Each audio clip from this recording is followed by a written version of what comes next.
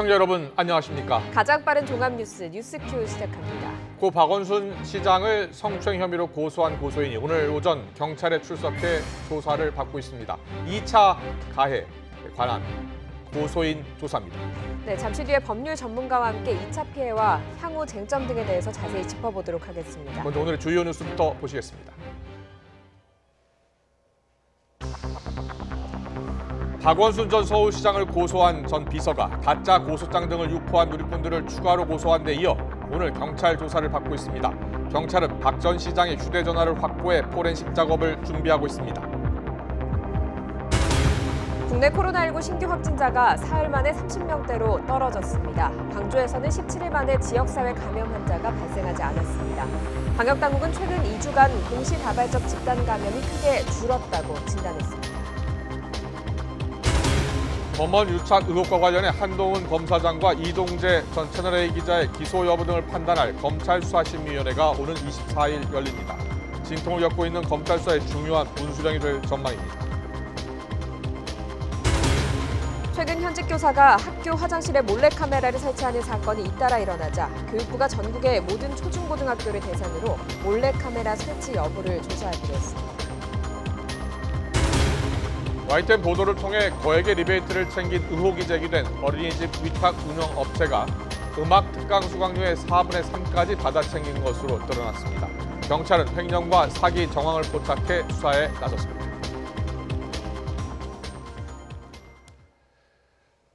국회에서는 고 박원순 서울시장의 비서 성추행 의혹 사건을 둘러싼 논란이 계속되고 있습니다. 네, 어제 더불어민주당 이해찬 대표가 사과한 가운데 미래통합당은 이번 사건에 대한 검찰 수사와 청문회를 요구하고 나섰습니다. 민주당 내에서는 자체 조사가 필요하다는 목소리도 나왔습니다. 국회 취재기자 연결해서 알아봅니다. 김대근 기자. 네, 국회입니다. 네, 먼저 박원순 시장 사건과 관련해서 통합당의 주장은 뭡니까? 네, 미래통합당은 박원순 서울시장 연결식이 끝나자 본격적인 문제 제기에 나섰습니다. 조호영 원내대표는 아침 회의에서 성추행 피해를 주장하는 여성 측의 어제 기자회견 내용을 거론하며 비판의 목소리를 높였는데요. 특히 서울시장 비서실 차원의 방조와 무마가 있었다는 제보가 있다며 이게 사실이라면 감독을 소홀히 한 책임을 피할 수 없을 거라고 지적했습니다.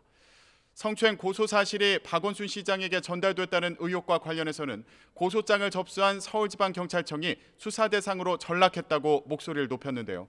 경찰이 수사를 중단하고 공소권 없음으로 결론을 낸다고 하는 만큼 검찰로 사건을 보내야 한다며 검찰은 특임검사나 특별수사본부를 통해 사건을 명백히 밝히라고 요구했습니다. 또 사건에 대한 국회 청문회를 요구하고 행정안전위원회와 여성가족위원회 등 관련 상임위원회에서 집중적으로 추궁할 거라고 강조했습니다. 들어보겠습니다. 검찰은 특임검사를 임명하거나 특별수사본부를 설치해서 성추행 사건의 진상도 명백히 밝혀야 할 뿐만 아니라 서울시장 비서실의 은폐 방조 여부, 또 수사기밀 누설 이런 것들을 철저히 밝히고 책임 있는 사람은 엄벌해야 할 걸로. 김기현 의원도 라디오에 출연해 고소 내용 유출 의혹 등을 밝히기 위해 당장 박 시장의 휴대전화를 압수수색해야 한다고 주장했습니다. 네, 민주당의 입장도 전해주시죠. 네, 더불어민주당은 어제 이해찬 대표의 사과 이후 당 차원의 다른 입장은 내놓지 않고 있는데요. 다만 당 일각에서 대책 마련을 촉구하는 목소리가 나왔습니다. 민주당 박용진 의원은 박 시장을 둘러싼 의혹에 대해 당 차원의 진상 파악과 대책 마련을 요구했습니다. 박 의원은 라디오 인터뷰에서 사실관계를 파악하고 대책을 마련하는 것 자체가 고통스러운 일이 되겠지만 당은 당대로, 서울시는 서울시대로 할 일이 있다며 이같이 말했습니다. 그러면서 안희정, 오거돈 사태에 이어 이번 사건과 관련해 국민 실망이 적지 않다며 성인지 감수성과 선출직 공직자들에 대한 성평등 교육 등을 점검해야 한다고 지적했습니다. 인터뷰 내용을 들어보겠습니다. 고통받았다는 그 피해자 목소리에 귀 기울여야 될 시간이 아닌가 싶고요. 장례식의 절차는 이제 끝났지만 피해자 고통과 그 호소가 피해 호소가 계속되는 한 이 일이 끝난 건 아니기 때문에. 이런 가운데 민주당 여성 의원들도 이번 사건과 관련해 공동 성명을 발표할 예정인데요. 민주당 여성 의원들은 김상희 국회 부의장을 중심으로 진상조사나 2차 피해 방지책 등 여러 의제를 두고 성명에 담을 내용을 논의 중입니다. 또 고 박원순 시장 장례위원회 공동 집행위원장을 맡았던 박홍근 의원은 박 전 시장 고소인이 받은 상처에 위로의 마음을 전한다고 밝혔는데요. 박 의원은 자신의 SNS에 고인으로 인해 고통과 피해를 입었다는 고소인의 상처를 헤아리는 일이 급선무라며 고소인에게 어떤 2차 피해도 없길 바란다는 글을 올렸습니다. 지금까지 국회에서 YTN 김대근입니다. 고 박원순 서울특별시장 장례위원회가 장례를 마친 뒤 공식 입장을 내놨습니다. 고소인이 제기한 문제를 무겁게 받아들인다면서 고인의 공과가 여과 없이 평가되도록 하겠다고 밝혔습니다. 고 박 시장을 고소한 전직 비서는 다시 경찰에 출석해서 2차 가해 관련 조사를 받고 있습니다. 취재기자 연결합니다. 박소정 기자. 네, 사회부입니다. 네, 어제 기자회견에도 아무런 언급을 하지 않았던 장례위원회, 오늘 공식 입장을 내놨다고요? 그렇습니다. 장례위원회는 어제 고소인 측의 기자회견에도 고인의 마지막을 배웅하기 위해 장례를 치르는 데 집중하겠다면서 공식 입장을 내지 않았는데요. 오늘 오후 언론에 입장문을 발표했습니다. 우선 추모해 주신 모든 분께 감사드린다면서 고인이 평생에 걸쳐 꿈꿔왔던 세상을 만드는 길을 따라 걸어가겠다고 언급했습니다.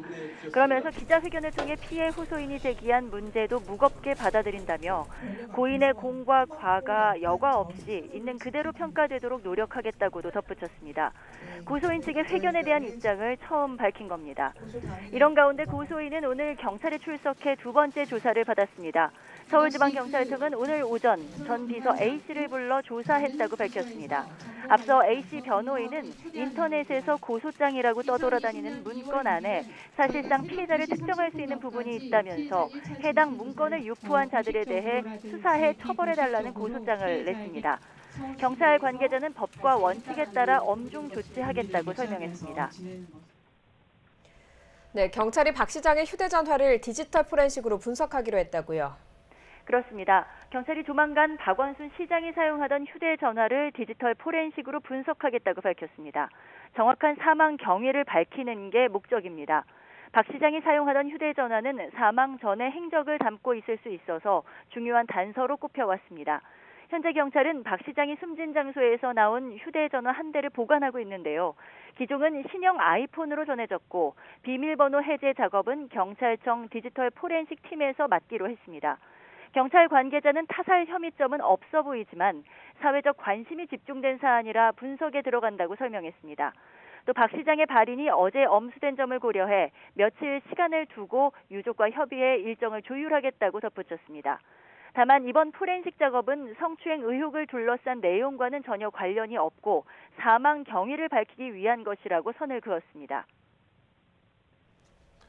경찰과 청와대가 박 시장의 피소 사실을 누설했다는 의혹을 두고도 논란이 뜨거운데요. 관련 고발도 잇따르고 있죠?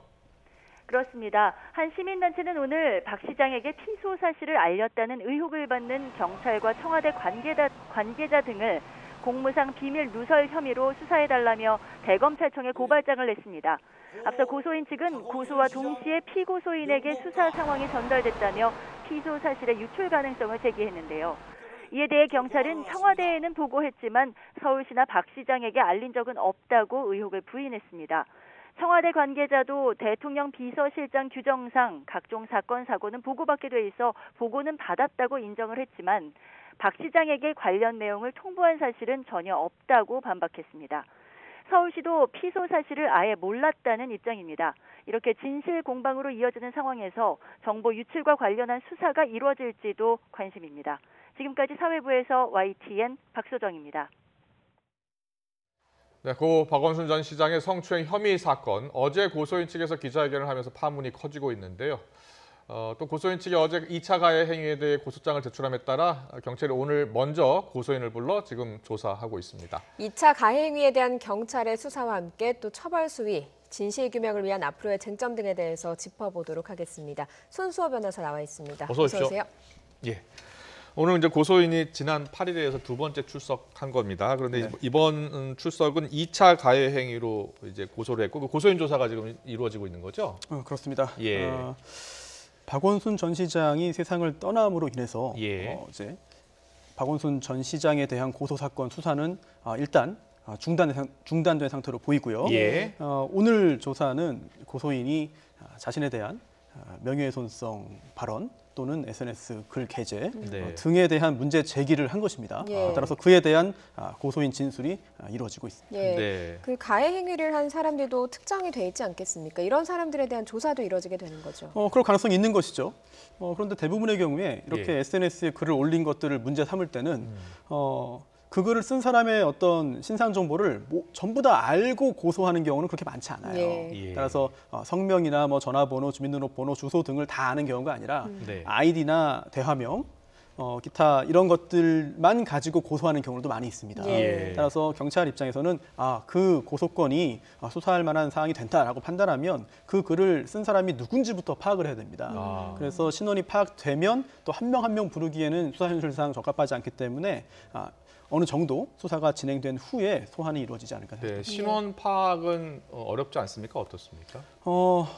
어렵다고 하면 사실 이런 범죄에 대한 어떤 경각심이 더 떨어질 수 있고 예. 본질을 조장하는 측면이 있어서 그렇게 말씀드리고 싶지는 않은데 예. 현실적으로 끝까지 파악이 되지 않는 경우도 있습니다. 예. 주로 어느 사이트, 어디에 서버를 두고 있는 어느 사이트나 어떤 SNS를 사용했는지에 따라서 끝까지 누구인지 밝혀내지 못해서 처벌하지 못하는 경우도 존재하거든요. 예. 하지만 우리 경찰 수사력이 굉장히 뛰어나기 때문에 이런 사이버 범죄를 범한 사람이 누구인지 거의 대부분 찾아낼 수 있는 상황입니다. 네. 예. 2차 가해로 판명이 될 경우에 어떤 죄목으로 처벌을 받게 됩니까? 주로 명예훼손 또는 모욕죄일 것으로 보이고요. 예. 정도가 심한 경우에는 협박죄에 적용되는 경우도 있습니다. 협박죄. 네. 또는 예. 협박까지는 이르지 않더라도 정보통신망법에 보면 상대방에게 불안감을 줄 수 있는 문자나 이런 그림 등 영상 등을 반복적으로 보내는 경우도 처벌되거든요. 예. 따라서 주로 명예훼손과 모욕죄가 죄에 해당하겠습니다만 예. 그 외의 범죄 성립 가능성도 배제할 수 없습니다. 이런 그 명예훼손이나 모욕죄로 처벌을 받게 되면 어떤 형량을 받게 됩니까? 법정형은 징역형도 가능하죠. 예. 하지만 대부분의 경우에 유죄 판단을 받는다 하더라도 벌금형에 그치는 경우가 많습니다. 예. 다만 정도가 심하고 또 이제 피해자의 어떤 그 용서를 받지 못한 경우 또는 동종 전과가 있는 경우 예. 그리고 그 내용 자체가 굉장히 심각한 경우에는 예. 이제 벌금형 이외에 예. 어떤 그 신체형, 자유형도 받을 수 있거든요. 예. 따라서 구체적인 내용에 따라서 얼마든지 처벌 수준은 달라질 수 있다고 봅니다. 예. 근데 이제 명예훼손 그리고 모욕죄 같은 경우에는 이 피해자가 느끼는 게 가해자가 느끼는 것과 다를 수 있지 않습니까? 그래서 가해자는 별 의미 없이 했다라고 주장할 수도 있어요. 하지만 피해자한테 너무 큰 고통일 수 있거든요. 그 기준을 어떻게 정합니까? 명예훼손죄부터 말씀을 드리면 예. 말 그대로 외부적인 객관적인 명예가 훼손되면 명예훼손 죄를 범한 겁니다. 네. 따라서 예. 그 명예 감정의 훼손 정도는 다를지 몰라도 객관적인 명예 감정이 훼손된다면 명예훼손죄가 성립하는 거거든요. 예. 따라서 나는 이런 말 정도로 상대방 명예가 훼손될 줄 몰랐습니다. 네. 라는 주장은 큰 의미가 없어요. 예. 따라서 객관적인 판단을 우선적으로 수사기관이 할 테고요. 기소되면 법원이 판단하겠습니다. 네. 그런데 사실은 인터넷을 통한 댓글로 통한 뭐 가해 같은 경우에 사실상 인격 살해 수준의 디지털 인격 살해라는 말이 나올 정도로 심각한 고통을 주는데요. 앞서 처벌 수위가 뭐 벌금형이 많다라고 얘기하던데 좀 강화돼야 되는 것 아닙니까? 또 다른 각도에서 볼 수도 있습니다. 왜냐하면 유엔에서도 우리나라의 이 사실적 시의 경우에 그 명예훼손죄 규정을 폐지하라는 공고를 할 정도거든요. 예. 따라서 우리나라처럼 명예훼손과 모욕을 이렇게 엄격하게 처벌하는 국가가 사실 많지는 않습니다. 예. 따라서 이거는 형벌을 내릴 사안이 아니라 민사적으로 해결해야 되는 거 아니냐라고 하는 반론도 존재하거든요. 예. 다만 이렇게 정치적인 성향이 짙은 사건에서는 가해자와 피해자도 역시 정치적인 성향을 띠게 되고 예. 또한 그 지지자들 역시 정치적인 양상을 가지고 또 충돌하게 되니까 예. 어떤 사안에서는 명예훼손죄 엄벌해라 라고 주장하다가 또 다른 사안에서는 명예훼손죄 이거 유엔도 없애라고 하는데 없애야 되는 거 아니냐라는 예. 주장을 하기도 합니다. 예. 이런 좀 혼란이 생길 수밖에 없는 거죠. 사실을 적시할 경우에는 그렇습니다만 사실이 아닌 그러니까 거짓을 적시하는 경우도 있지 않습니까? 네. 가해자가 피해자가 되고 피해자가 가해자가 되고요. 이렇게 네. 둔갑하는 경우도 있거든요. 그렇습니다. 그렇기 때문에 현재로서는 우리 법상 명예훼손죄 처벌 규정이 있는 것이고 또한 모욕죄도 형벌로 처벌하는 것인데요. 예. 하지만 허위 사실을 적시해서 명예를 훼손했다 하더라도 형사처벌하지 않는 경우가 훨씬 더 많거든요. 이런 부분들 물론 외국의 사례가 더 타당하다. 또 유엔이 권고한 것이 무조건 옳은 것이다라고 단정할 수는 없습니다만 예. 이 명예훼손죄와 모욕죄의 존치 여부에 대해서는 학계와 실무계에서도 굉장히 논의가 오래 진행되고 있습니다. 그런데 사실상 이번 그 사례를 보면 진실을 알기 어려워진 상황에서 좀 자체적으로 궁금증을 해결하기 위해서 좀 무분별하게 문제의식 없이 2차 가해를 하는 게 문제라고 볼 수 있지 않겠습니까? 사실 2차 가해라는 게 법률 용어라기보다는 사회적인 용어인 것 같습니다. 예. 따라서 나는 진실을 알고 싶어서, 나는 저 사람이 의심스러워서, 나는 내가 지지하는 사람의 편을 들고 싶어서 한 행동인데 네. 그게 이런 법적인 판단을 해보면 범죄가 될 수 있는 것이거든요. 예. 또 반대로 그런 2차 가해 행위를 보고 내가 그 비난을 받는 사람을 옹호하기 위해서 또 그에 상응하는 또 맞대응을 하는 경우 역시 또 가해가 될 수 있어요. 예. 네. 따라서 정치적인 판단 또는 사회 윤리 도덕적인 판단과 별개로 물론 그 배경이나 어떤 동기는 참고 대상이 될 수 있겠습니다만 예. 행위 자체만 보면은 사실 거의 대부분의 SNS 게재 글들이 범죄가 될 수도 있는 것이죠. 예.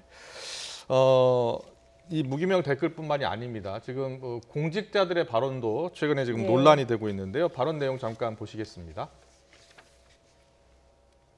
네, 먼저 더불어민주당 윤준병 의원인데요. 피해자에 대한 2차 가해 등을 방지하기 위해서 죽음으로 답한 것이 아닐까. 이런 발언, 이런 언급이 있었고요. 시장실 구조상 이해되지 않는 내용도 있어라고 했습니다. 네, 진혜연 검사도 페이스북에다가 글을 올렸습니다. 네, 박 전 시장과 찍었던 사진을 올리면서요. 자신이 팔짱을 먼저 꼈다. 성인 남성을 성추행했다. 권력형 다중 성범죄다. 이런 내용을 올리기도 했죠. 예, 그렇습니다. 그리고 홍준표 무소속 의원도 이렇게 얘기를 했습니다. 피해자가 한 명이 아니라는 소문이 무성하다. 그러면서 최홍사 역할을 한 사람도 있다는 말이 떠돈다. 검경은 수사철저하고 야당은 테이프라도 구성해야 이렇게 언급을 했는데 최홍사라는 단어를 또 썼고요. 네. 이런 정치인의 발언들도 사실은 고소인 입장에서는 지금 상당히 고통이 될 수 있을 것 같습니다. 물론 이런 발언들도 혹시 2차 가해가 될 수 있는 건 아닙니까? 2차 가해라는 게 예. 상대방에게 정신적인 충격을 주고 네. 또 불쾌감을 주는 행위라고 정의한다면 예. 충분히 해당할 수 있겠죠. 네네. 하지만 범위를 더 좁혀서 이런 행위들이 과연 형사적으로 처벌받는 대상이냐, 범죄냐라고 한다면 약간 좀 보수적인 판단을 할 수밖에 없습니다. 예. 왜냐하면 명예훼손인지 뭐 모욕인지 기타 예. 협박인지 등을 따져야 되는 것인데 네네. 비록 어느 정도의 조롱 내지 어느 정도의 좀 비난성 글이라고 하더라도 예. 이게 과연 범죄냐 예. 이렇게 따진다면 좀 그렇게 해당하기는 어렵다는 생각이 들고요. 예. 따라서 정치인은 이런 언행에 대해서 정치적인 책임을 지면 되는 것이고 예. 또 그 외의 인물들은 또 사회적인 어떤 비난 대상이 될 수는 있겠죠. 알겠습니다. 고소인 측이 다음 주에 추가 기자회견을 예고를 했습니다. 사실은 뭐 어제 요구 사항들이 좀 몇 가지 있었는데 이런 게 좀 진행이 되지 않는다면 추가 피해 사실을 폭로할 수도 있지 않을까 이런 이야기들도 나오고 있거든요. 어떻습니까? 이 부분은 보는 각도가 굉장히 크게 다를 것 같습니다. 우선 정말 순수하게 이 고소인의 권리를 지키고 고소인이 추가적인 피해를 입지 않도록 조력하는 입장이라면 예. 기자회견을 아예 하지 않거나 아니면 하더라도 명확하게 한 번에 해서 그 외에 불필요한 억측이 나오지 않도록 하는 게 오히려 고소인을 도와주는 거 아니냐라는 생각을 할 수도 있겠고요. 예. 또 반대로 필요 최소한으로 공개하고 끝내고 싶은데 네. 그냥 있으면 대응을 안 하면 거짓말한 것처럼 매도당하니까 일단 대응을 했고 그래도 이상한 얘기가 나오면 그때는 하나하나 대응 조치를 하고 공개하겠다. 예. 그게 어찌 보면 어쩔 수 없는 대응 방법 아니냐라고 보는 시각도 있을 수 있습니다. 예. 사실 이게 고인이 또 대권 주자로 거론되던 유명 정치인이었기 때문에 예. 사후에도 이런 논란까지 전부 다 정치적인 성향, 정치적인 색을 띌 수밖에 없는 것 같아요. 예. 앞으로도 이런 논란이 좀 계속될 것 같은데 증거를 공개할 의무는 없거든요. 만약 존재한다 하더라도 예. 따라서 대중에게 이러한 증거들이 공개되지 않는다 하더라도 증거가 없다고 단정하면 안 될 것이고, 또한 대중의 어떤 지지를 받고 호응을 얻기 위해서 좀 극적인 효과를 얻으려고 하나씩 공개하는 것도 오히려 고소인에게 도움이 안 될 것 같습니다. 예. 법적인 절차를 잘 수행하기 위해서 고소인을 돕는 입장이라면 법적인 절차에 집중하는 것이 옳겠죠. 예. 성범죄 피해자는 어디까지 피해 사실을 공개해야 되나를 놓고도 지금 이야기가 있는데요. 일각에서 지금 사자 명예훼손이다라는 주장이 계속 제기가 되고 있습니다. 그런데 이 사자 명예훼손은 사실 가족들만 공소를 제기할 수 있는 거죠. 그렇습니다. 이게 친고죄인데 예. 사자는 이미 사망한 사람이잖아요. 예. 그렇기 때문에 사망한 상태에서 고소 제기를 못합니다. 따라서 유족들이 할 수 있게 되는 것이죠. 예. 그런데 사자 명예훼손죄는 일반 명예훼손죄와 다른 점이 있습니다. 즉 진실한 사실을 적시한 경우에는 성립하지 않아요. 예. 허위 사실을 적시한 경우에만 성립합니다. 예. 따라서 만약 유족들이 사자 명예훼손죄로 누군가를 고소한다면 그 발언 내용이 허위 사실인지 여부를 확인해야 됩니다. 예. 그렇다면 오히려 고인에게 도움이 되지 않는 상황이 발생할 수도 있습니다. 네. 결국 유족들의 사자 명예훼손죄 고소 가능성은 제 개인적으로 볼 때는 그렇게 높지 예. 않아 보입니다. 네. 그리고 지금 박원순 전 서울시장의 그 휴대전화를 포렌식 작업을 통해서 분석을 한다 이렇게 경찰의 이야기가 나왔습니다. 그런데 이게 성추행 의혹이라든가 또 사망 전의 행적을 푸는데 좀 단서가 될 수 있지 않을까 해서 관심이 모아지고 있지 않습니까?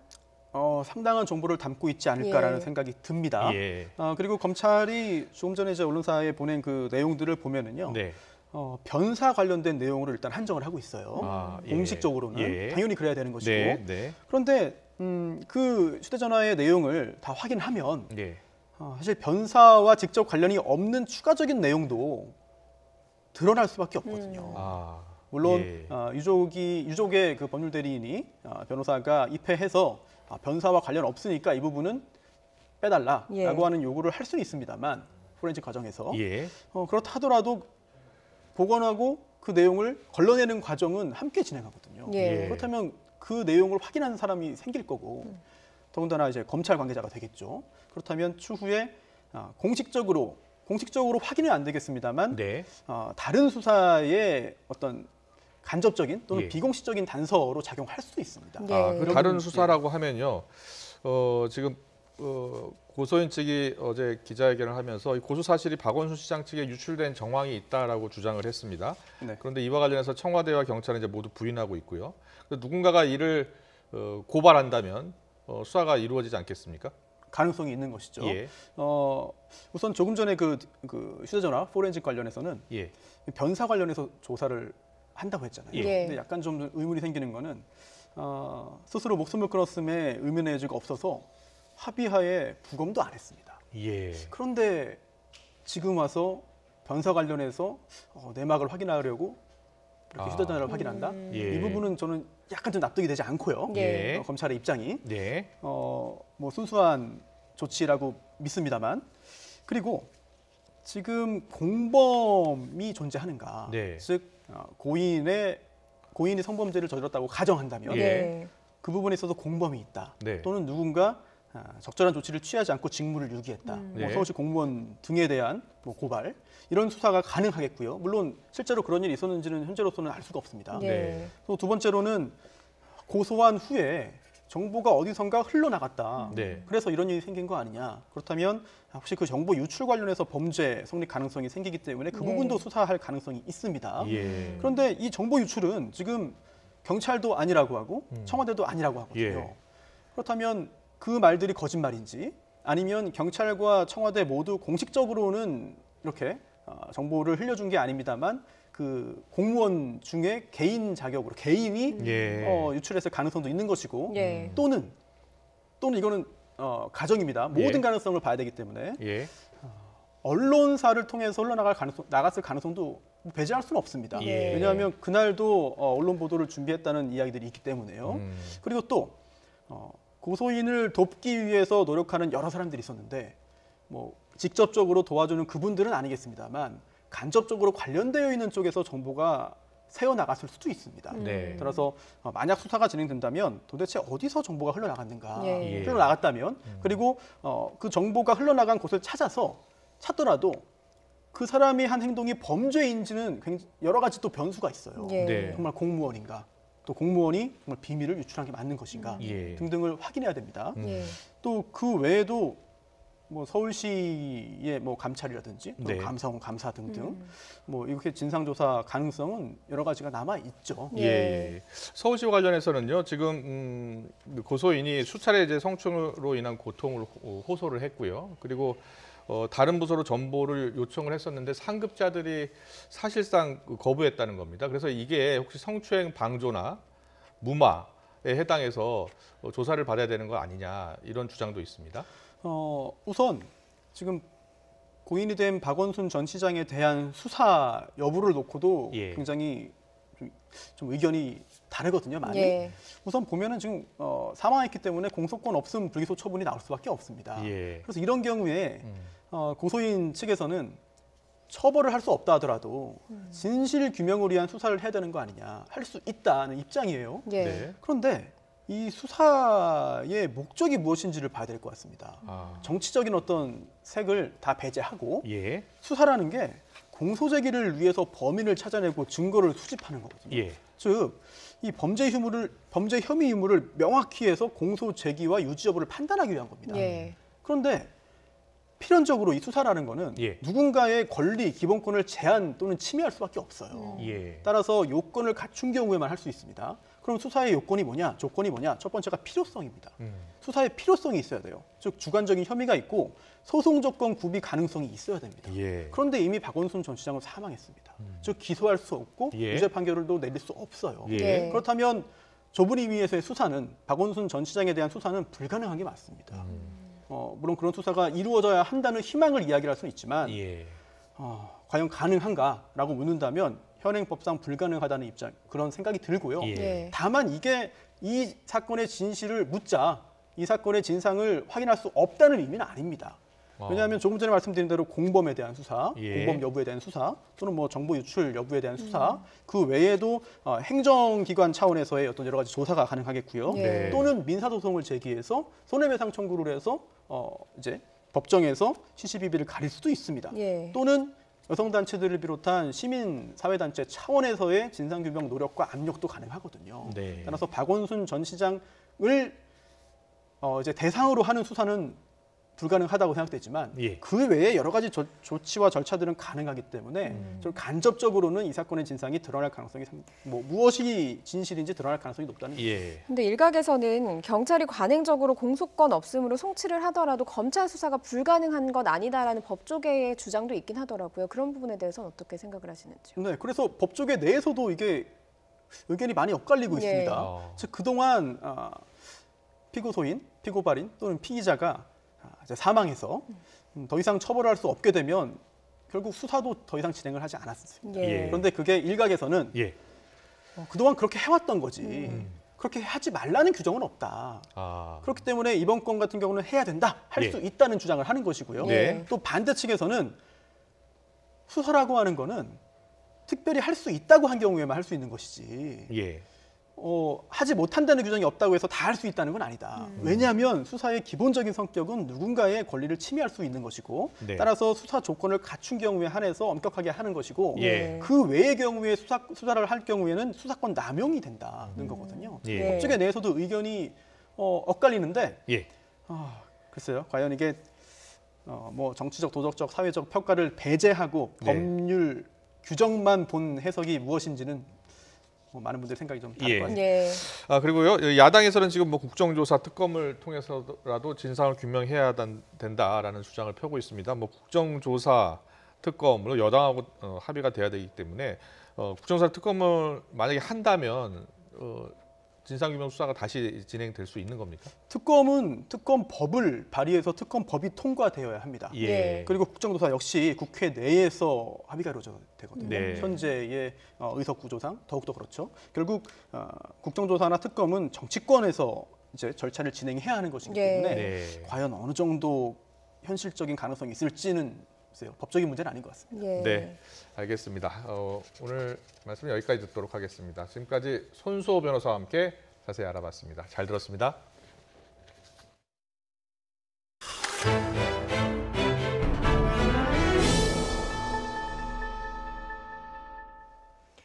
내년도 최저임금이 올해보다 1.5% 오른 8,720원으로 결정됐습니다. 최저임금을 심의 의결하는 사회적 대화기구인 최저임금위원회는 오늘 새벽 정부 세종청사에서 9차 전원회의를 열고 내년도 최저임금을 시급 기준 8,720원으로 의결했습니다.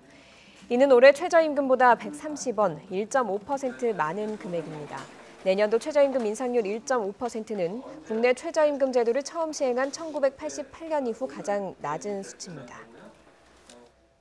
네, 내년도 최저임금을 이렇게 역대 최저치 1.5%로 결정한 최저임금위원회는 저임금 노동자들의 고용 유지에 초점을 맞춘 것으로 보입니다. 인상분을 월급으로 단순 환산하면 올해보다 27,000원을 더 받게 되는 겁니다. 이종구 기자입니다.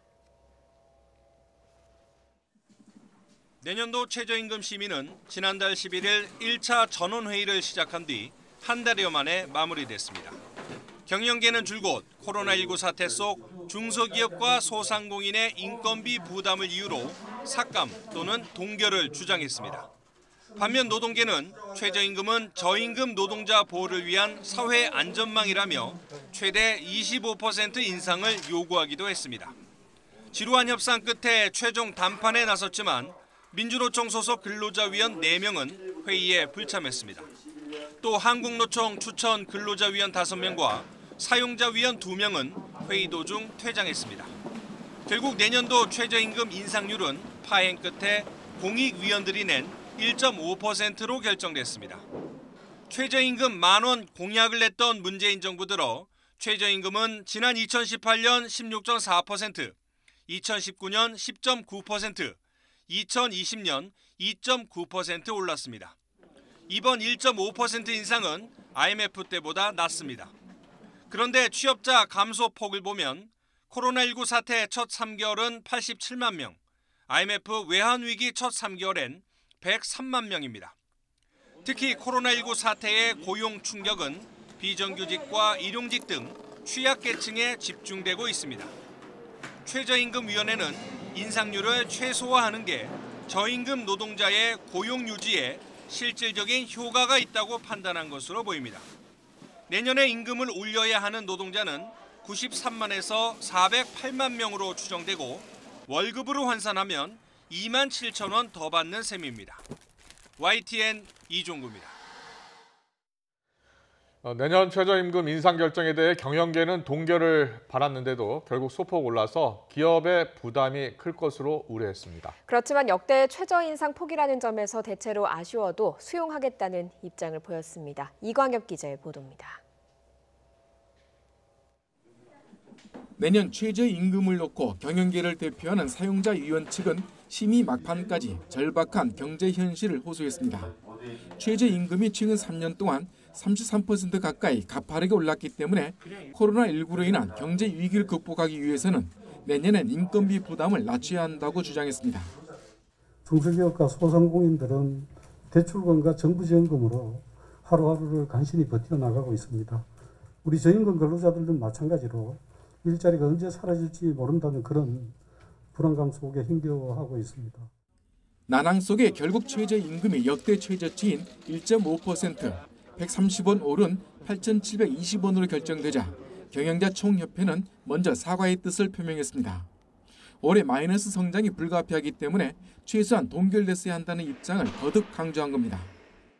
코로나19 팬데믹으로 올해 우리 경제 역성장이 과시화되고 중소기업과 소상공인이 빛으로 버티고 있는 점을 감안하면 최소한 동결되었어야 했으나 이를 이루지 못해 죄송스러운 입장입니다.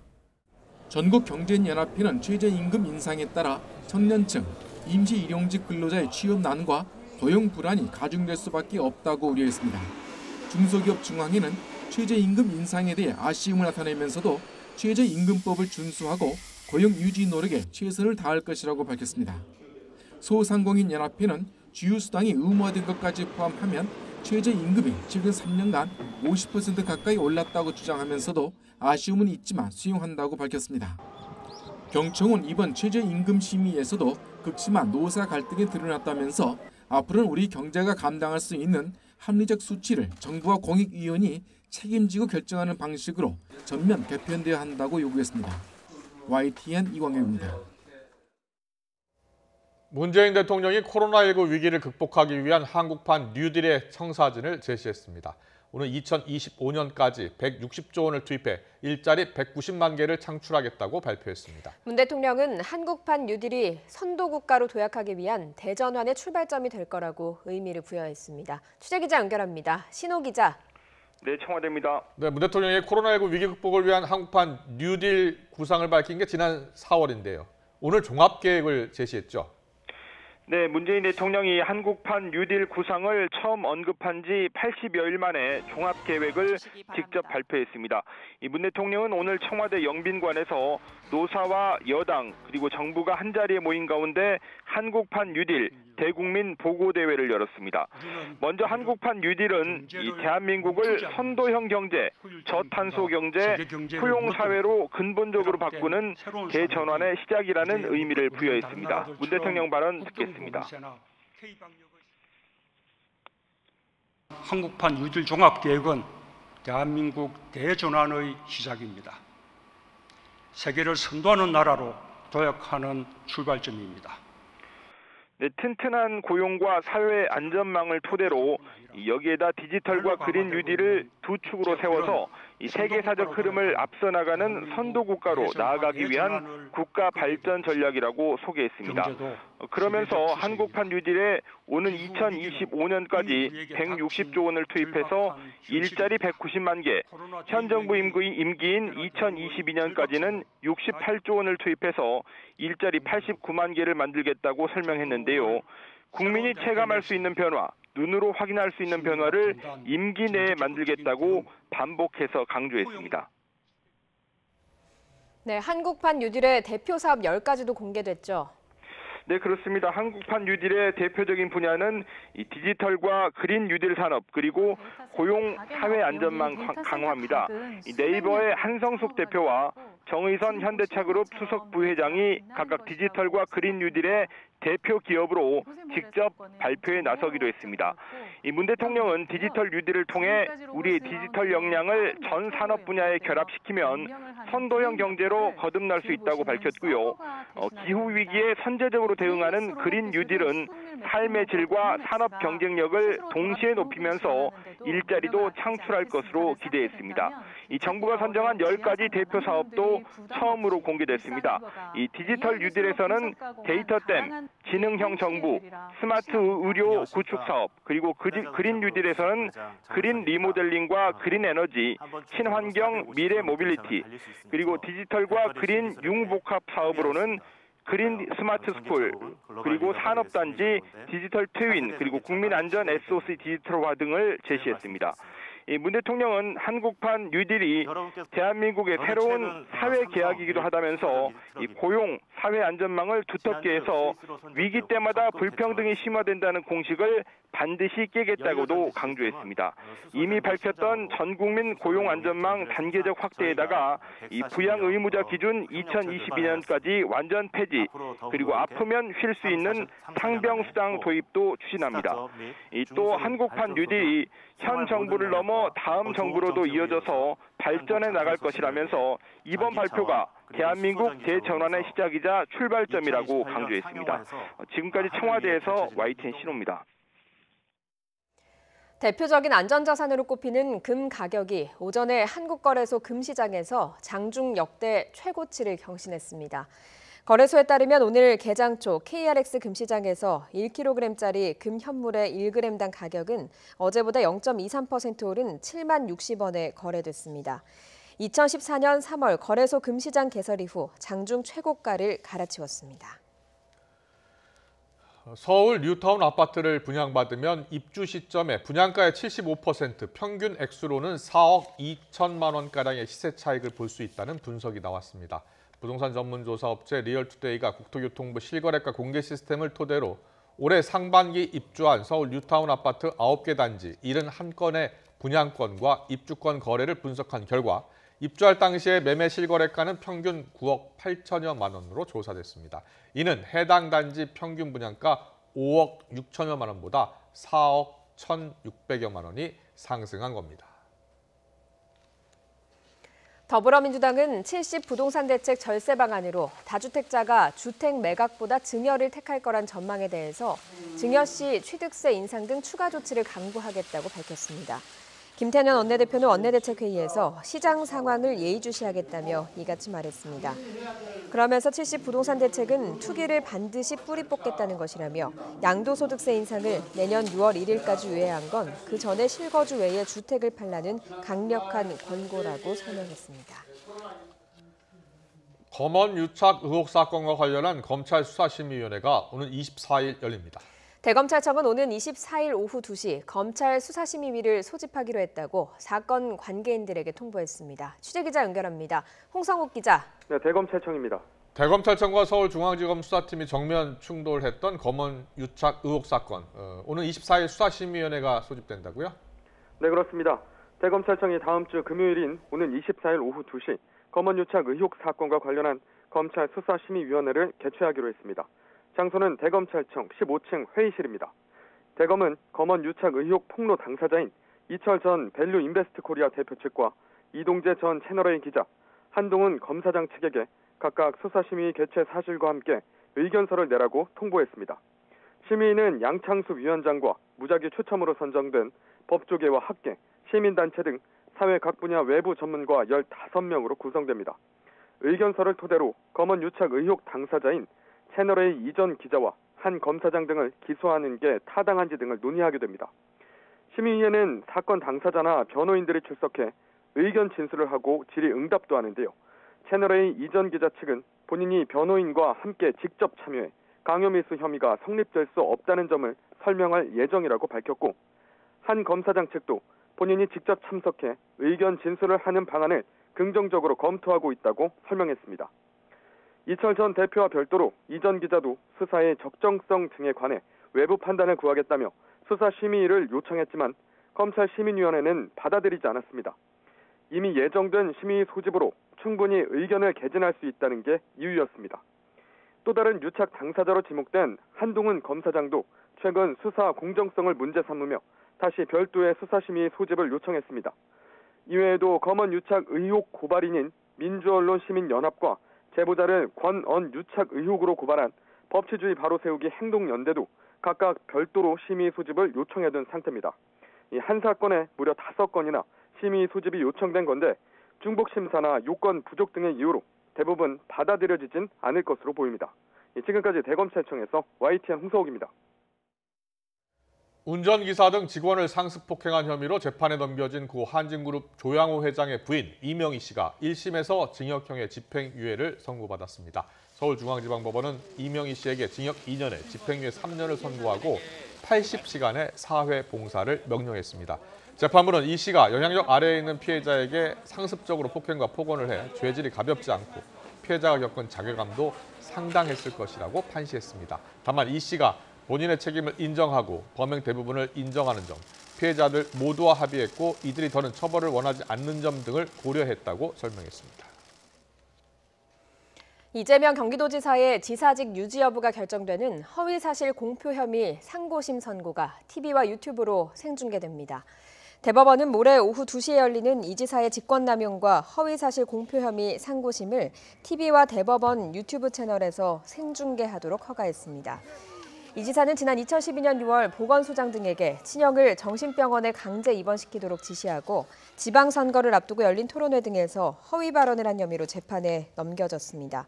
1심은 무죄로 봤지만 2심은 허위사실 공표 혐의를 유죄로 보고 벌금 300만 원을 선고했습니다.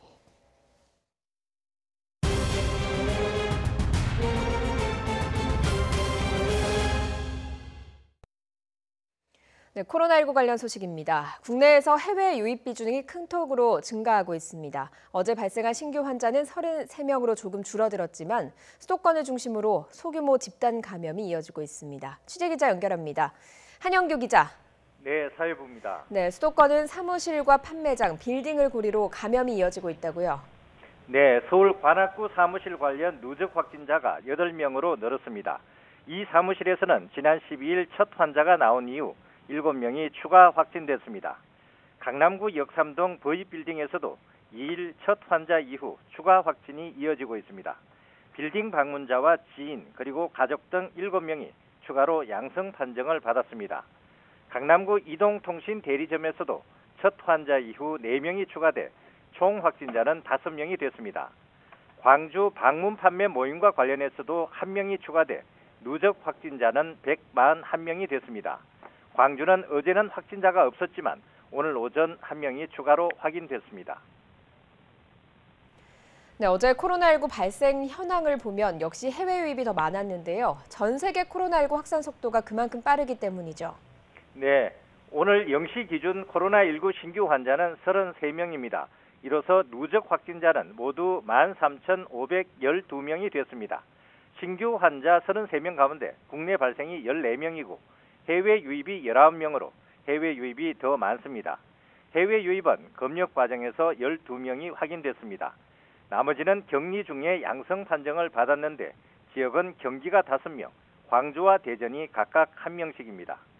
추정 유입 국가는 미주가 4명, 아프리카 4명, 중국의 아시아가 11명으로 아시아가 많습니다.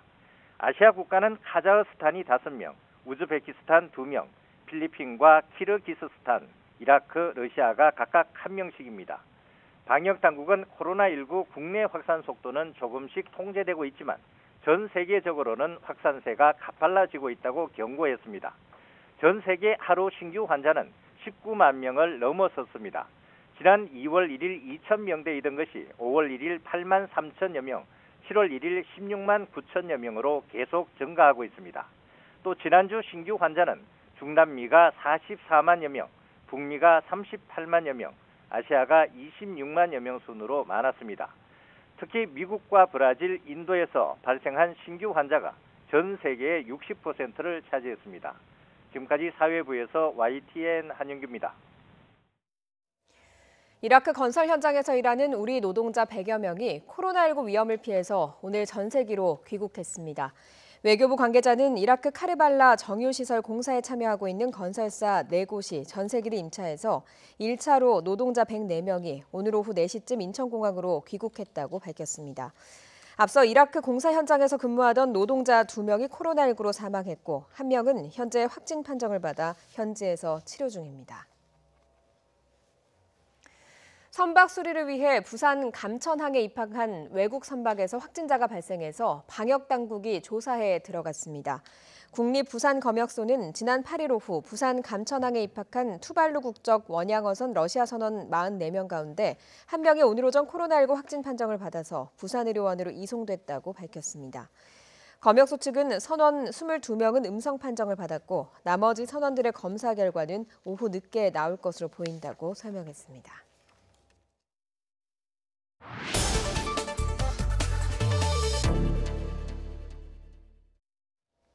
최근 우리나라에서는 해외에서 유입된 코로나19 확진자가 급증하고 있습니다. 방역당국은 어제부터 방글라데시와 카자흐스탄 등 4개 국가에서 들어오는 외국인에 대해 유전자 증폭 검사를 하고 음성 확인서를 반드시 제출하도록 입국 절차를 강화했는데요. 자, 카자흐스탄 현지 상황은 어떤지 교민 연결해서 자세한 내용 들어보겠습니다. 김근양님 나와 계시죠? 네, 안녕하십니까. 네, 간단히 자기소개 부탁드리겠습니다. 네, 안녕하십니까. 저는 2009년 카자흐스탄으로 이민 와서 올해 11년째를 맞이하고 있고요. 카자흐스탄 한인회에서 발행하는 한인신문 편집장을 맡고 있습니다. 네, 편집장도 하고 계시고, 오늘 오전 9시 기준으로 카자흐스탄에서 확인된 누적 확진자를 보니까 5만 9천 명이 넘고요. 사망자도 375명입니다. 인구가 1,700만 명 정도인 카자흐스탄에서는 적지 않은 숫자입니다. 최근 확산이 심각해지고 있다고요? 네, 말씀하신 대로 전체 인구 대비 일일 확진자가 최근에 1,700명에서 1,900명 사이로 발표되고 있어서 수치상으로는 심각해 보입니다만 일반 시민들의 의식과 정부의 규제에는 좀 온도 차이가 있는 것 같습니다. 네, 하루에 1,700명씩 나오고 있으면 상당히 심각한 것 같은데요. 현지에서는 그렇게 심각하다고 못 느끼나 봐요? 정부의 규제가 아니라 그러면은 이 시민들이 그냥 일상생활을 그대로 영위할 것 같고요. 지난 4월과 5월에 1차 비상사태로 검역 강화가 있었을 때는 네. 도시 출입까지 막고 예. 검역을 아주 강하게 했었습니다. 근데 네네. 그게 풀리고 나서는 시민들에게 일상들이 많이 회복이 되면서 확진자가 많이 늘어났던 상황이죠. 네. 어제 우리나라에서 발생한 해외 유입 감염자 가운데 3명이 이제 카자흐스탄에서 입국한 것으로 확인이 됐어요. 혹시 현재 있는 우리 교민들 중에는 확진자가 얼마나 됩니까? 정확한 통계 수치가 없기 때문에 몇 예. 명이다라고 말씀드리기는 어려울 것 같고요. 예. 교민 중에도 확진자가 있어서 네. 자가격리하시는 분도 계시고 일부는 조금 심각해서 현지 의료시설에서 치료를 받고 건강하게 나오신 분도 있는 것으로 알고 있습니다. 네. 의료 인력 또 병상은 어떻습니까? 부족하지는 않습니까? 현지 기사를 매일 서치하면 나오는 게 바로 이런 내용들인데요. 네. 의료 인력도 부족하고 병상도 부족하고 심지어는 의약품도 일부 의약품 같은 경우는 부족한 것으로 이렇게 확인이 예. 됩니다. 오늘 인터뷰 전에 직접 카자흐스탄 상점 약국을 찍어서 보내주셨는데요. 현지에서는 일상생활하는데 출입 제한이나 이런 방역 조치가 없나 보죠? 아니요, 있습니다. 아까도 예. 말씀드렸듯이 3월에서 5월에 시행했던 네. 비상사태 1차 시기 때는 아주 심각했었고요. 지금 같은 경우는 조금 더 완화된 조치를 취하긴 하지만 예. 역시나 일반 큰 쇼핑몰 같은 경우는 문을 닫고 영업을 할 수가 없고 대신 쇼핑몰 내에 식품점이 있을 경우 그리고 약국이 있을 경우에는 그 2곳 정도는 이용을 할 수가 있습니다. 그 네. 외에는 모두 문을 닫은 상태고 영업을 할 수가 없습니다. 네, 영업은 할 수 없고요. 아이들은 학교에 등교하고 있습니까? 아니면 온라인 수업하고 있습니까? 카자흐스탄 같은 경우는 3월에 첫 확진자가 발생되면서 온라인 수업으로 빠르게 전환을 한 상태고요. 네. 그런 과정에서 조금 어려움도 있었던 것으로 알고 있습니다. 네. 정부의 방역 대책, 사회적 거리 두기는 조금씩 풀어주고 있다. 이렇게 보면 되겠네요. 네, 아무래도 시민들이나 이제 사업하시는 분들의 어떤 경제적인 활동이라든지 이런 것들이 유지가 돼야 되기 때문에 네. 그런 목소리 때문에도 조금 아주 강력한 조치는 하지 못하고 있고요. 네. 기본적으로 공원이라든지 아니면 사람들이 많이 몰릴 수 있는 장소에 대해서만 규제를 하고 있고 예. 계속 안내를 통해서 사회적 거리두기 그리고 이제 마스크 착용, 개인 위생을 공고하고 있는 상황입니다. 네네. 앞서 잠깐 전해드렸는데 우리 정부 같은 경우에 이제 카자흐스탄을 비롯해서 4개 나라에 대해서 입국하는 외국인들에 대해서 입국 절차를 지금 강화했거든요. 혹시 들으셨습니까? 네, 카자흐스탄에 있는 공관을 통해서 예. 발표가 되자마자 바로 확인을 했습니다. 네, 물론 우리 국민은 해당하지 않습니다. 이 음성 확인서를 반드시 제출해야지 이제 우리나라에 들어올 수 있는데요. 이 비용은 어떻습니까? 비용을 직접 부담해야 되기 때문에 상당히 사실상 이제 들어오기가 어려워진 것 아니냐라는 의견이 있는데 어떻게 보세요? 물론 이제 개인이 자의적인 그러니까 개인의 필요에 의해서 검사받는 거는 자비로 다 해결을 해야 되고요. 그렇죠. 예. 검사 비용은 약간 의료기관마다 좀 다르긴 합니다. 그래서 네. 15,000 땡겨니까 하나로 한 45,000원 정도 보시면 될 것 같은데요. 예. 어차피 누군가 한국에 가기 위해서 그게 필요하다고 하면 네. 그 정도 비용을 내고 검사 받는 것에 대해서는 큰 부담을 안 느끼실 분들이라고 생각합니다. 예, 그렇군요. 알겠습니다. 카자흐스탄 정부 또 우리 대사관 측에서는 현재 교민들에게 어떤 특별한 지원하고 있는 부분이 있습니까? 카자흐스탄 정부에서 한국 교민을 위해서 특별히 지원하고 있는 부분은 없다고 생각하고요. 그냥 카자흐스탄 정부가 전체적으로 하는 검역 활동이 네. 일단은 코로나 확진을 막는 거기 때문에 예. 그런 것들이 도움이 된다고 할 수 있을 것 같고요. 예. 대사관이나 총영사관에서는 이제 현지 소식들을 좀 발빠르게 그다음에 정확하게 전달하려고 하는 노력이 있고 그다음에 이제 공적 마스크가 필요했던 교민들을 위해서 배송하는 것을 도와준다든지 뭐 이런 도움을 주고 있는 것으로 알고 있습니다. 네. 그리고요, 카자흐스탄에서는 한때 이제 코로나19 증상이 폐렴으로 알려지면서 논란이 되기도 했잖아요. 네네, 예, 맞습니다. 현재 중국 대사관에서 이걸 이제 뭐 정체불명의 폐렴이다라고 규정을 했고 코로나19보다 치사율이 높다, 뭐 이렇게 경계령을 내린 게 이제 발단이 되었던 건데 우리 정부나 WHO는 이제 신종 질병이 아니다, 코로나19로 보인다고 밝혔는데 카자흐스탄 보건당국은 어떤 입장을 밝히고 있습니까?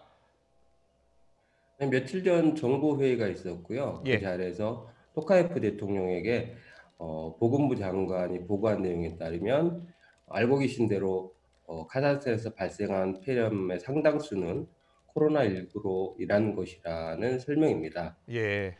그리고 알마티에서 드라이브스루 그리고 워킹스루를 운영하고 있는 MPK 클리닉 민희석 원장도 한국 언론하고 인터뷰에서 코로나19에 의한 것으로 생각된다는 내용도 확인을 했습니다. 네, 알겠습니다. 오늘 말씀은 여기까지 듣도록 하겠습니다. 늘 건강 유의하시고요. 오늘 인터뷰에 응해주셔서 감사합니다. 고맙습니다. 네, 감사합니다.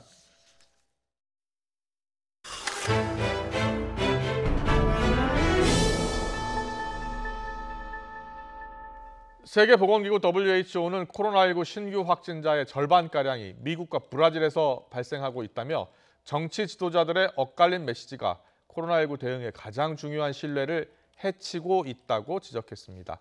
남미 볼리비아에서는 임시 대통령에 이어서 장관과 차관 10여 명이 코로나19에 감염됐습니다. 이동헌 기자의 보도입니다. 볼리비아의 자니네 아네스 임시 대통령은 지난 9일 코로나19 확진 사실을 알리고 격리 중입니다. Y dado que en la última semana muchos de ellos dieron positivo al coronavirus, me hice la prueba y también he dado positivo. 현지 시간 12일엔 경제장관이, 13일엔 외교장관이 코로나19 양성 판정을 받았습니다. 보건장관과 광업장관, 대통령실장 등은 먼저 감염됐습니다. 볼리비아 현지 언론은 장관 6명과 차관 6명이 코로나19 확진 판정을 받았다고 전했습니다. 육군 최고사령관과 중앙은행장도 감염됐고 의회에서도 확진자가 속출하고 있습니다. 볼리비아에선 4만 8천여 명의 코로나19 확진자와 2천 명 가까운 사망자가 나왔습니다. 이런 가운데 세계보건기구 WHO는 전 세계 코로나19 신규 확진자의 절반가량이 미국과 브라질에서 나오고 있다며 많은 나라가 잘못된 방향으로 가고 있다고 지적했습니다. Mixed messages from leaders are undermining the most critical ingredient of any response: trust. WHO는 각국 정부가 과학에 기초한 종합적인 대책을 펴지 않고 시민들이 사회적 거리두기와 마스크 착용 등 기본적인 예방 수칙을 지키지 않는다면 상황은 더 악화할 것이라고 경고했습니다. YTN 이동원입니다.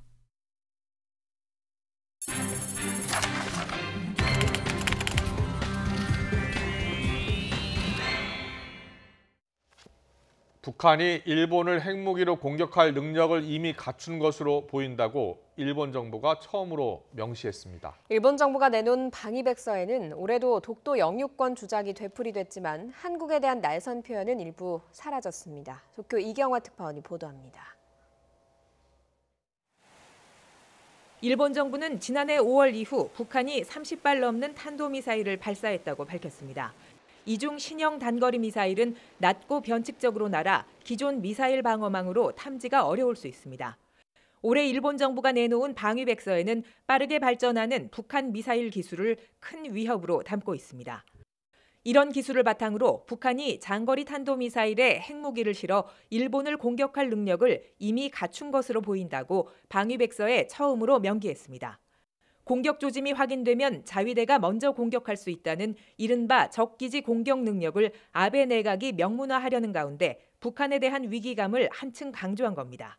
新しい脅威というのが開発をされているわけでございますから、それにどう対抗していくのか、あらゆるカードをテーブルの上に並べて議論をする、そういう必要があろうかと思っております。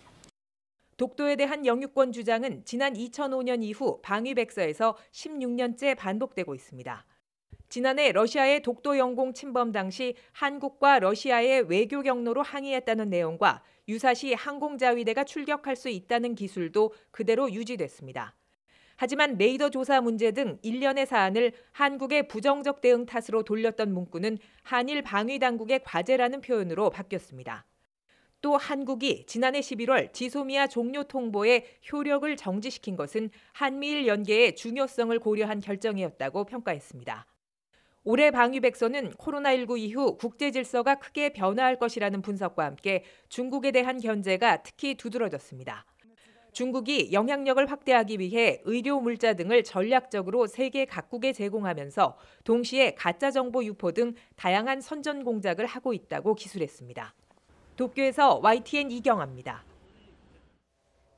외교부가 일본 방위백서의 독도 영유권을 또다시 기술한 데 대해 주한 일본 대사관 총괄 공사를 불러들여 항의했습니다. 김정한 외교부 아시아태평양국장은 오늘 오전 소마 히로이사 총괄 공사를 초치해 독도를 다케시마로 표기한 데 대해 항의하고 즉각 철회를 촉구했습니다. 김인철 대변인도 논평을 내고 독도에 대한 부당하고 터무니없는 주장을 반복하는 것이 한일 관계에 전혀 도움이 되지 않는다는 점을 자각해야 한다고 지적했습니다.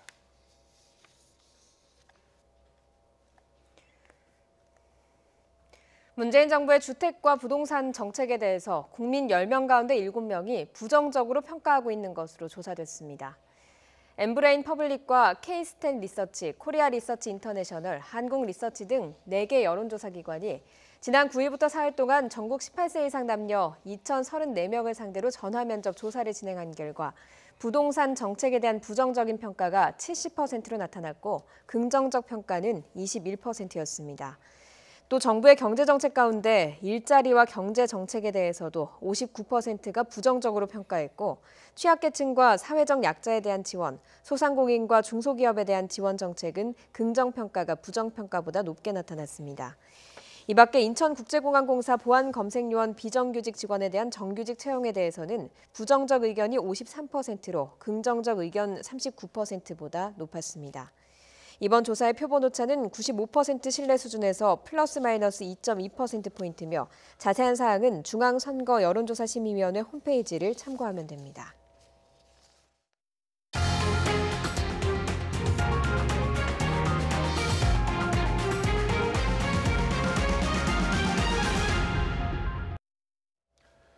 민간 어린이집과 위탁 운영업체의 수상한 공생관계를 고발하는 YTN의 연속 보도입니다. 오늘은 운영업체와 어린이집들이 어떤 방식으로 리베이트를 챙기는지 구체적인 수법을 공개하겠습니다. 경찰도 횡령과 사기 정황을 포착해서 수사에 나섰습니다. 안윤학 기자가 보도합니다. 경기도 성남의 한 어린이집, 교육업체에 음악 특강 수업을 맡기고 한 달에 170만 원씩 줬습니다. 그런데 실제로 건너간 돈은 4분의 1에 불과하고 나머지는 위탁 운영업체인 A사가 챙겼습니다. 2월 달에 딱 받아야 될 액수, 정확한 액수. 대략 얼마 될 것 같으세요? 30.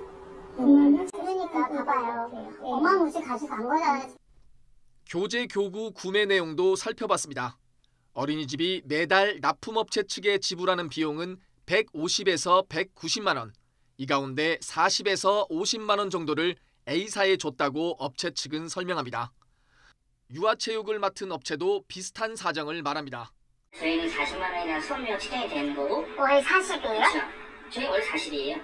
70명을 하든 90명을 하든 저는 40만 원 받고 나머지는 다 일종의 그것도 페이백 아닌가요? 그렇죠. 이런 식으로 A사는 해당 어린이집에서 한 달에 많게는 1,000만 원씩 가져갔습니다. 직원들이 또 원에 와서 돈을 받아가거나 페이백을 하고 있었던 거죠. 현금으로 받아간다는 얘기? 예, 봉투에다 넣어서 가져간다 그러더라고요. 거의 한 700에서 1,000만 원 이상은 아마 넘어갔을 거예요. A사는 YTN 취재진의 어린이집을 보육기관이 아닌 사업장으로 규정했습니다.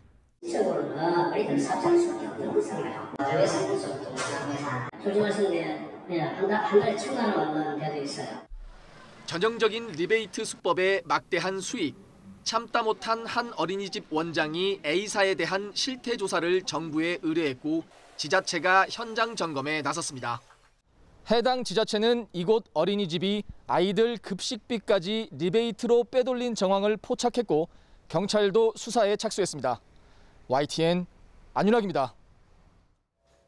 그렇다면 어린이집은 왜 위탁 운영 업체가 리베이트 챙기는 걸 알고도 모른 척하고 있는 걸까요? YTN이 입수한 통화 녹취록을 보면 그 답을 추정할 수 있는 내용이 있습니다. 이어서 김지환 기자가 보도합니다. 어린이집 원장들은 위탁 운영 업체에 리베이트를 챙겨주는 걸 당연시하는 분위기입니다.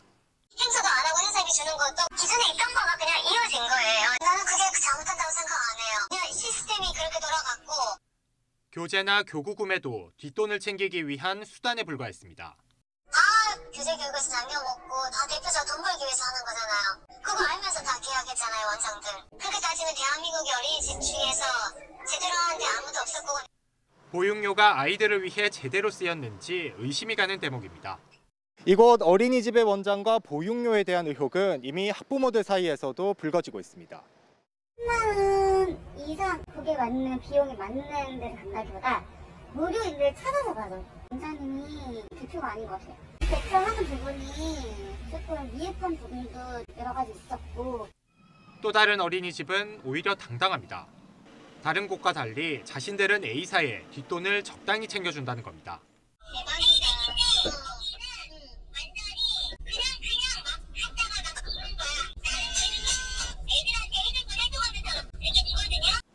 가짜 세금 계산서까지 만들었다고 말합니다.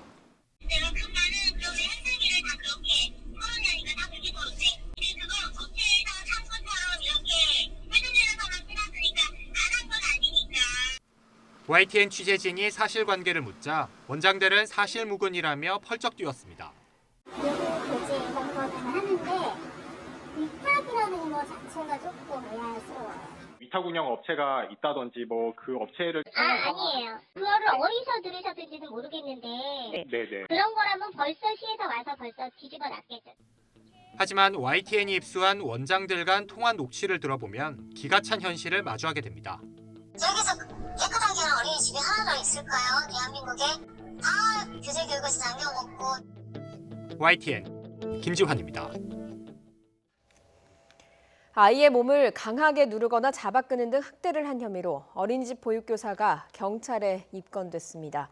수원 중부경찰서는 수원 장안구에 있던 어린이집 보육교사 A씨 등 2명을 아동복지법 위반 혐의로 불구속 입건했다고 밝혔습니다. A씨 등은 지난 4월 말부터 6월까지 어린이집을 다니는 3살 미만 아이 6명 위로 이불을 뒤집어 씌운 뒤 손으로 목이나 가슴 등 몸통 부위를 누른 혐의를 받고 있습니다. 최근 현재 교사가 학교 화장실에 몰래카메라를 설치한 일이 잇따라 드러나면서 교내 성범죄에 대한 우려가 커지고 있습니다. 교육부는 사안이 심각하다고 보고 전국 모든 학교를 대상으로 몰래카메라 설치 여부를 조사하기로 했습니다. 손효정 기자입니다. 지난달 24일 경남 김해의 한 고등학교 여자 화장실에서 몰래카메라가 발견됐습니다. 40대 남자 교사가 설치한 겁니다. 불법 촬영은 하루밖에 안 했다고 주장했지만 휴대전화엔 화장실과 샤워실에서 몰래 찍은 사진과 동영상이 가득했습니다. 교사는 결국 구속됐습니다. 경남 창녕의 중학교에서도 비슷한 일이 일어났습니다. 교직원 여자 화장실에 몰래카메라가 발견돼 수사가 시작되자 30대 교사가 자수한 겁니다. 경남교육청은 2 교사를 직위 해제하고 단속에 나섰습니다. 도내 전 학교를 대상으로 불법 촬영 카메라 탐지 장비를 이용한 전체 학교의 전수 점검을 실시 중에 있습니다. 박종훈 경상남도 교육감도 가장 엄중한 책임을 묻겠다며 도민과 학부모, 여성 교직원 등에게 사과했습니다. 상황이 심각하다고 판단한 교육부는 몰래카메라 설치 조사 대상을 경남 지역에서 전국 초중 고등학교로 확대하기로 했습니다. 교육부는 전국 시도교육청과 협의해 구체적인 전수조사 방법과 시기를 결정할 방침입니다. YTN 손효정입니다. 인천시 서구의 가정집 수돗물에서 벌레 유충이 발생했다는 민원과 관련해 인천시가 긴급 점검에 나섰습니다. 인천시는 서구 왕길동과 원당동, 당하동 등에서 지난 9일부터 13일까지 10건의 민원이 발생해 현장 조사와 함께 원인 파악을 위해 정수시설과 급수, 배수시설 전반에 대한 모니터링을 벌이고 있습니다. 인천시 상수사업본부는 이번에 신고된 유충에 대해 여름철에 기온이 상승하면 물탱크 등 고인 물에서 발생하는 유충으로 추정된다고 밝혔습니다. 인천 서구 일대 수돗물에서 최근 유충이 잇따라 발견되면서 학교 급식도 중단됐습니다.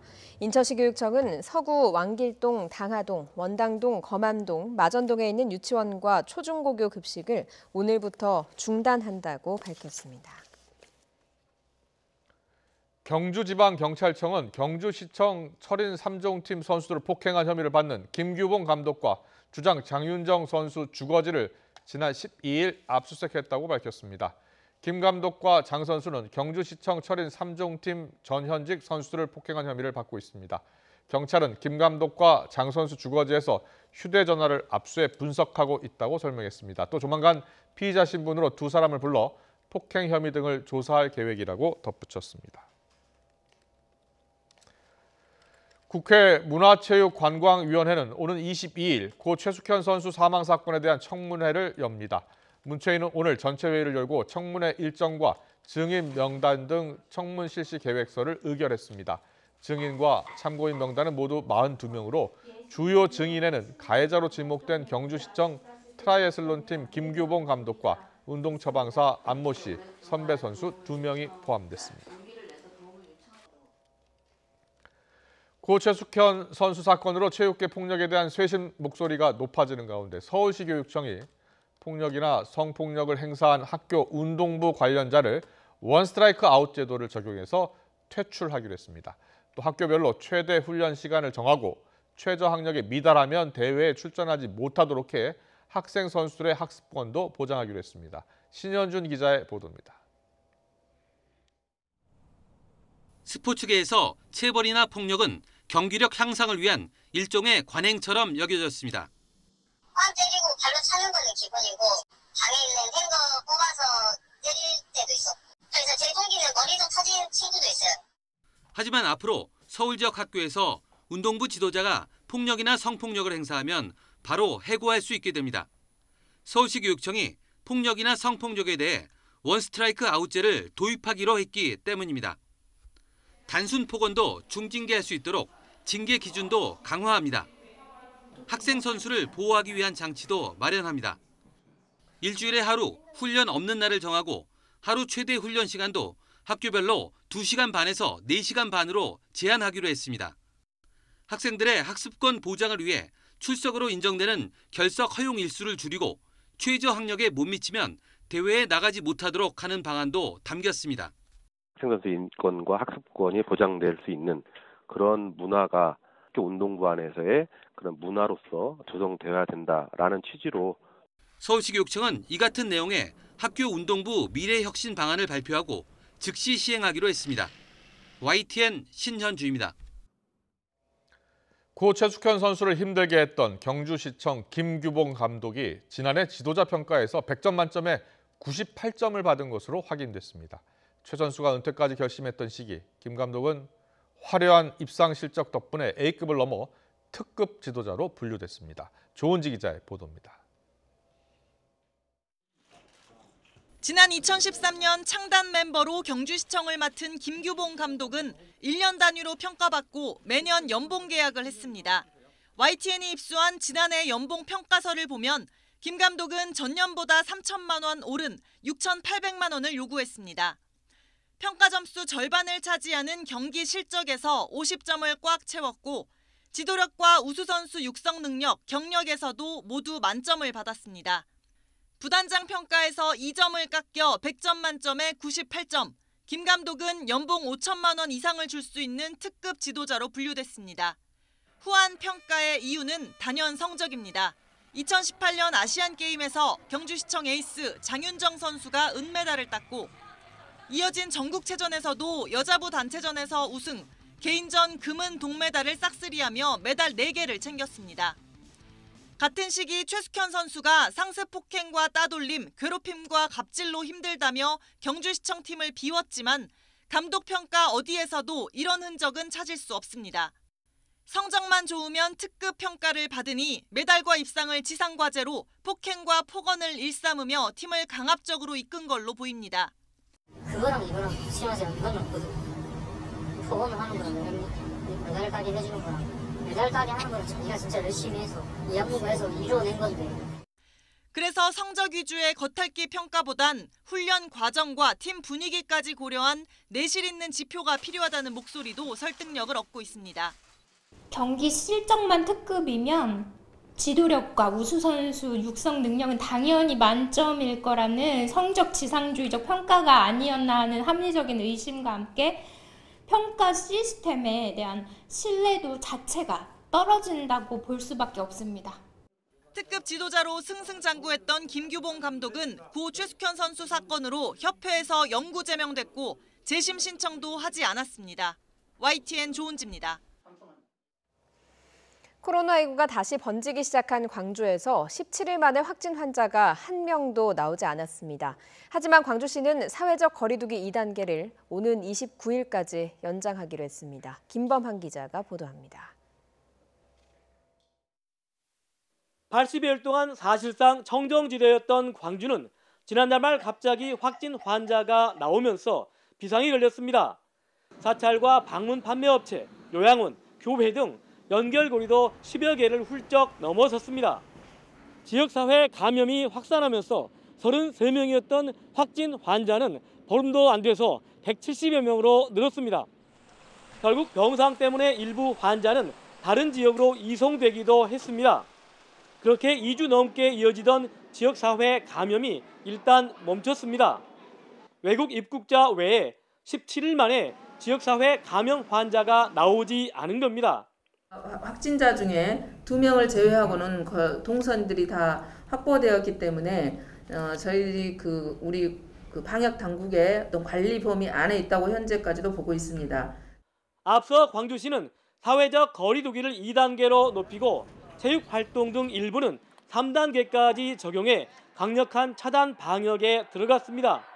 요양원 등 휴약시설 250여 곳, 2만 8천여 명을 대상으로 한 전수조사도 마무리 단계에 접어들었습니다. 광주시는 일단 지역사회 감염이 주춤하는 추세지만 사회적 거리두기 2단계는 오는 29일까지 연장하기로 했습니다. 불편하시더라도 방역당국과 온팀이 되어 협조해 주시면 우리 시는 모든 역량을 투입해서 코로나19를 조기에 종식시키겠습니다. 광주시는 7일 이상 지역사회 감염이 0명이거나 방역망 안의 관리 비율 등을 고려해 1단계로 낮추는 것을 결정할 예정입니다. 빛고울 광주가 다시 안정을 되찾을지는 앞으로 일주일 정도가 고비가 될 것으로 전망되고 있습니다. YTN 김범환입니다. 코로나19 확산으로 모임 자제령이 내려진 가운데 골프를 친 공무원들이 무더기로 직위 해제됐습니다. 전라남도는 지난 4일 영암에서 골프를 친 팀장급 공무원 3명의 직위를 해제했습니다. 영암군도 어제 이들과 골프를 친 8명을 직위 해제했습니다. 전라남도는 조만간 징계위원회를 열어서 골프 공무원들의 징계 수위를 결정할 예정입니다. 잇따르는 교회발 감염으로 전국 교회는 방역 수칙을 의무적으로 준수해야 합니다. 그런데 소형 교회는 이중고를 겪고 있다며 어려움을 호소하고 있습니다. 홍민기 기자입니다. 신도가 30명인 교회를 이끄는 목사 양승일 씨는 요즘 평일 예배를 혼자 진행합니다. 일요 예배에도 9명만 참석했습니다. 지난 3월부터 중단했던 현장 예배를 지난달 재개했는데 신도가 줄어든 겁니다. 코로나 때문에 못 온다. 그리고 집에서도 코로나 끝난 다음에 가라 그래가지고 못 오는. 지역 교회 연합에서 주는 지원금으로 근근히 버티고 있지만 코로나19 사태 속에 재정난이 언제나 해결될지 막막합니다. 작은 교회는 더 이제 타격을 많이 입죠. 완전히 의존하고 있었는데 안 나오니까. 전국 교회에 의무화된 방역 수칙도 소형 교회엔 또 다른 부담입니다. 교회 예배당입니다. 코로나19 확산 전에는 100명 넘는 교인들이 빽빽이 들어찼지만 지금은 사회적 거리두기를 지키기 위해 10명 정도만 앉을 수 있습니다. 현장 예배에 나온 교인들이 많을 땐 돌려보내야 하는 상황인 겁니다. QR코드는커녕 명부 작성조차 힘든 경우도 있습니다. 이 교회는 노숙인과 홀몸 노인을 위한 예배를 주로 하는데 휴대전화나 신분증이 없는 경우가 적지 않기 때문입니다. 그런데 그분들이 이제 없다 해서 딱 끊기가 참 목사로서 굉장히 어려운 거죠. 네, 이 문제를 지금 굉장히 고민 중에 있는 거죠. 소형교회는 전체 교회의 60% 정도로 전국 6만 4천 곳에 달합니다. 지자체나 방역당국은 소형교회에 대한 지원책만 따로 마련하기는 어렵다는 입장입니다. 핸드폰은 요즘 웬만한 분 다 가지고 있잖아요. 아직 그까지는 지금 구체적인 계획은 없고요. 따라서 재정과 방역 측면에서 안정된 대형교회가 소형교회에 재정적, 기술적 지원을 하는 일각의 교류를 개신교 전반으로 넓혀가는 게 필요하다는 목소리도 나옵니다. YTN 홍민기입니다. 코로나19가 본격적으로 확산한 올해 2월에서 5월 지급카드 이용 실적이 2%가량 감소하면서 2003년 관련 통계 집계 이래 네 번째 감소를 기록했습니다. 한국은행의 코로나19 확산 이후 국내 지급결제 동향 통계를 보면 5월까지 4개월 동안 지급카드 이용 실적은 외부 활동이 줄어든 영향으로 지난해 같은 기간과 비교해서 2.1% 줄었습니다. 2003년 지급카드 통계 집계를 시작한 이후 이용 실적이 마이너스를 기록한 건 신용카드 사태가 터진 2004년 1월에서 10월, 글로벌 금융위기 국면인 2009년 1월 등 앞서 세 차례뿐이었습니다. 코로나19 감염으로 형성된 항체의 지속기간이 길어야 석 달이라는 새로운 연구 결과가 나왔습니다. 이 연구 결과대로라면 앞으로 개발될 코로나19 백신은 경우에 따라선 3개월마다 추가로 접종이 필요할 수 있습니다. 김원배 기자의 보도입니다. 영국 킹스 칼리지 런던의 캐티 도리스 면역학 교수팀이 코로나19 환자와 양성 판정을 받은 의료요원 그리고 병원 직원 중 자원자 등 모두 102명을 대상으로 3월부터 6월 사이에 주기적으로 항체 검사를 진행했습니다. 연구팀에 따르면 전체적으로 코로나19 항체는 증상이 나타나기 시작해서 약 3주가 지나면 수치가 정점에 이르고 그 후부터는 급속하게 감소했습니다. 환자 중 60%는 코로나19와의 싸움이 최고에 이르렀을 때 강력한 항체 반응이 나타났으나 강력한 항체 반응이 3개월 후까지 지속된 환자는 17%에 불과했습니다. 일부 환자의 경우에는 3개월 뒤 항체 반응을 전혀 찾아볼 수 없었습니다. 증상이 심한 환자일수록 항체 수치가 높게 올라갔고 오래 지속됐는데 이런 환자들은 바이러스의 수가 많아 그만큼 많은 항체가 형성된 것으로 보인다고 연구팀은 설명했습니다. 전체적인 결과는 형성된 항체가 지속되는 기간이 2-3개월 정도로 비교적 짧다는 것을 보여주고 있습니다. 이는 항체의 지속기간이 지나면 재감염도 가능하다는 것과 앞으로 개발될 예방 백신의 유효 기간도 짧을 수 있음을 시사하는 것이라고 연구팀은 지적했습니다. 때문에 앞으로 나올 코로나19 백신을 한 번 맞는 것으로는 부족하고 추가 접종이 필요할 수 있습니다. 캠브리지 대학의 조너선 히니 바이러스학 교수는 코로나19에 감염된 뒤 면역력이 지속되는 기간이 짧다는 것과 집단 면역은 기대할 수 없음을 확인해 주는 것이라고 지적했습니다. 코로나19와 관련해 세계보건기구는 대유행이 잦아들기는커녕 악화하고 있다며 당분간 예전 생활로 되돌아갈 수 없을 것이란 우울한 전망을 내놨습니다. I want to be straight with you. There will be no return to the old normal for the foreseeable future. 중국 정부도 자국민들이 코로나19에 대한 집단 면역이 사실상 없다는 판단에 따라 올가을과 겨울에 있을 대유행에 대비해 방역물자 비축에 나선 것으로 전해졌습니다. YTN 김원배입니다. 오는 24일부터 영국에서 상점이나 슈퍼마켓에서 쇼핑할 때 마스크를 쓰지 않으면 100파운드, 약 15만 원의 벌금을 내야 합니다.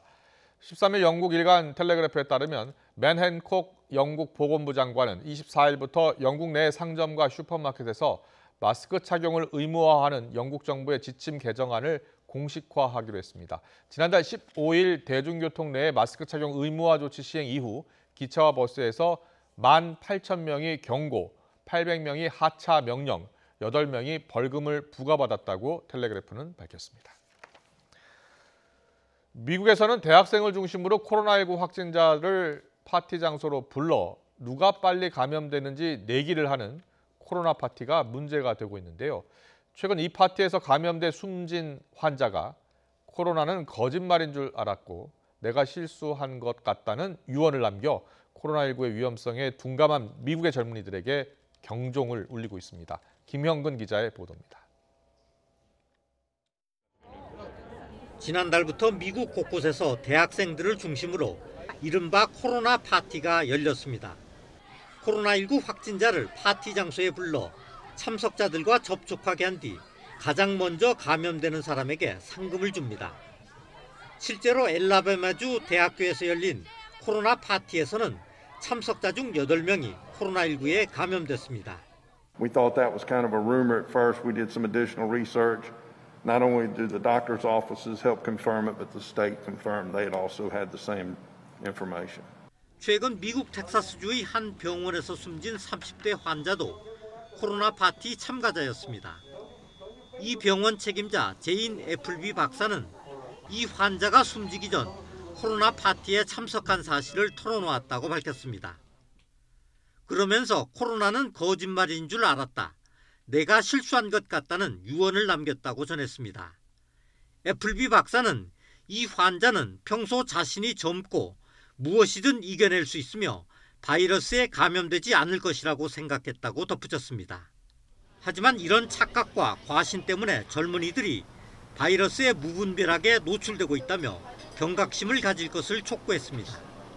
실제 미국에서는 최근 신규 확진자가 급증하고 있는데 이 가운데 상당수가 20, 30대 젊은 층입니다. Russ, the last 10 days probably, it's been between like 33 and 36 for the median age. Half the cases are in their early 30s or below. 젊기 때문에 코로나19에 잘 걸리지 않고 걸리더라도 쉽게 나을 것이라는 잘못된 믿음이 미국 전체를 위험에 빠뜨리고 있습니다. YTN 김영근입니다. 외국인 유학생을 겨냥한 트럼프 행정부의 비자 제한 조치에 대한 반발이 커지고 있습니다. 200여 곳의 대학들이 직간접적으로 법적 대응에 나선 데 이어서 18개 지방정부까지 소송전에 가세했습니다. 트럼프 대통령은 그러나 이 같은 반발에 물러서지 않겠다는 듯 가을 학기 수업 재개를 다시 한번 강조했습니다. 조승희 기자의 보도입니다. 온라인 수업만 수강하는 유학생 비자를 취소한다는 트럼프 행정부의 조치가 강한 역풍을 맞고 있습니다. 매사추세츠 등 17개 주와 워싱턴 DC가 이를 저지하겠다며 보스턴 연방지방법원에 소송을 제기한 것입니다. 소송에 동참한 각 주 법무장관들은 모두 민주당 소속입니다. 매사추세츠 법무장관은 당국으로부터 해당 규정의 근거에 대한 설명도 듣지 않은 상황에서 대학은 외국인 학생 유지와 캠퍼스 보건 안전 가운데 하나를 선택해야 하는 상황에 몰렸다고 성토했습니다.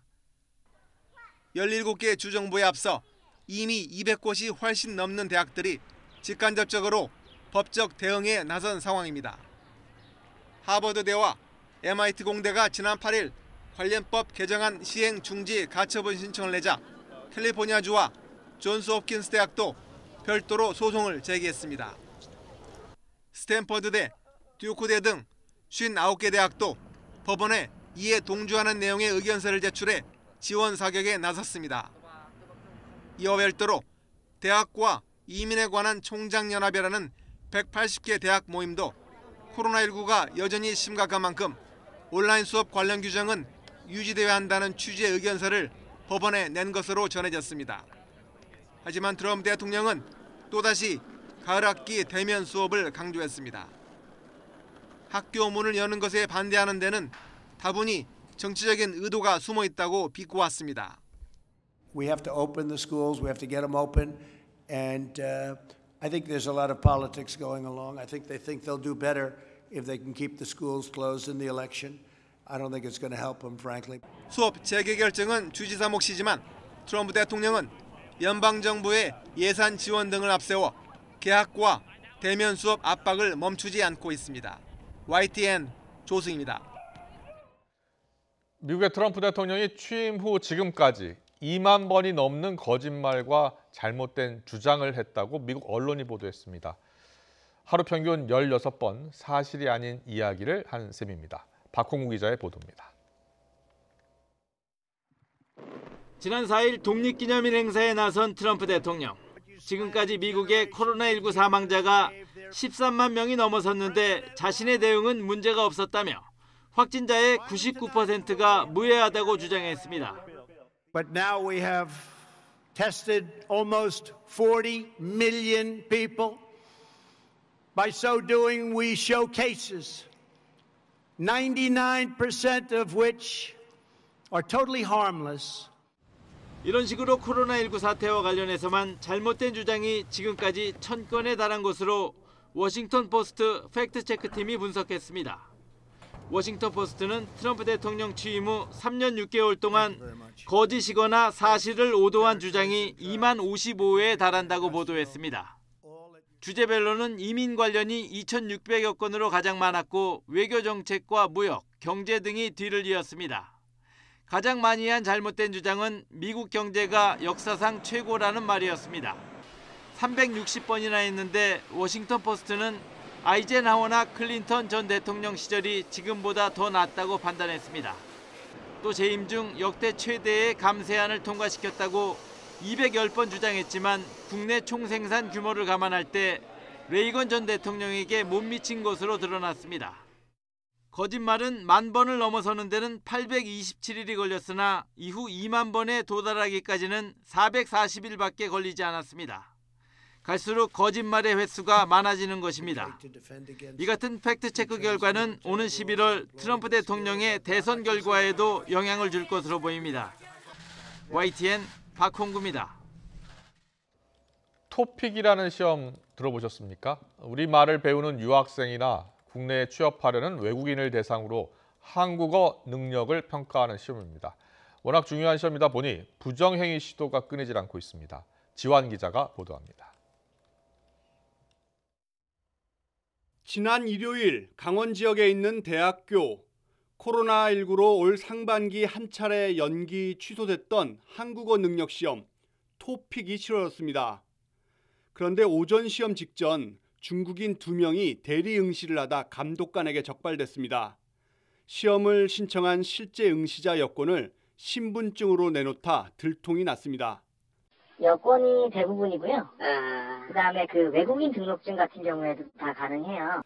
평가 등급에 따라 나눠 치러진 오후 시험에서도 같은 방식의 부정행위가 연이어 사전에 발각됐습니다. 112 신고를 하셔서 지구대에서 출동해서 뭐 인적사항 확인하고 뭐 그렇게 조치를 한 것 같고요. 저희가 이제 서류가 올라오면 이제 대상자 출석 요구해서 조사를 해야 되는 상황이거든요.